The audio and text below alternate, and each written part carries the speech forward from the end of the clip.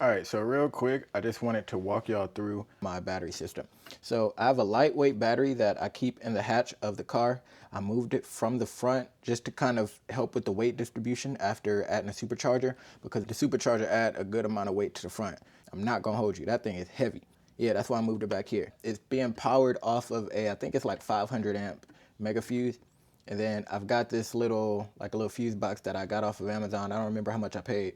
I've got this one right here, this 20 amp fuse is powering my oil cooler fan, and then the top one right here, the 15 amp fuse, is for the fuel pump. I did have to swap out a lot of the wiring to make it beefier, specifically. Okay, no, so it does look like I upped the gauges. So I am running 10 gauge wiring all the way until my fuel pump, and that's a good thing. The 10 gauge wiring is good, it's helping.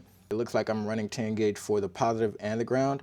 So that's good, but I still have the bottleneck of that 16 gauge or whatever it is at the actual fuel pump connection. So I'm probably gonna spend some time depinning that, making it all 10 gauge all the way throughout. That could be why my O-rings keep collapsing. I doubt it, but it could be. So I'll spend some time depinning that and then repinning a 10 gauge positive and a ground wire to that stock connector.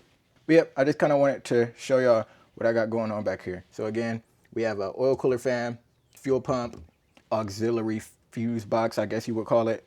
And then I've got a 500 amp mega fuse connected to the positive. And this is my lightweight battery. And I just kind of cut out, the corner so that I could make my battery fit. And I think I said it before, but I'm probably gonna get another lightweight battery just because, I mean, it's like 15 pounds, dude. It weighs, two of these will weigh less than stock. And on top of that, I run a lot of lights, I run a lot of gauges. The fan itself draws a lot of power, and the fuel pump draws a lot of power. So I just think, and the starter draws a lot of power. I just replaced my starter like a month ago because it went out whenever it froze in Houston. So, I mean, yeah, I don't think it would hurt to add another battery to the system.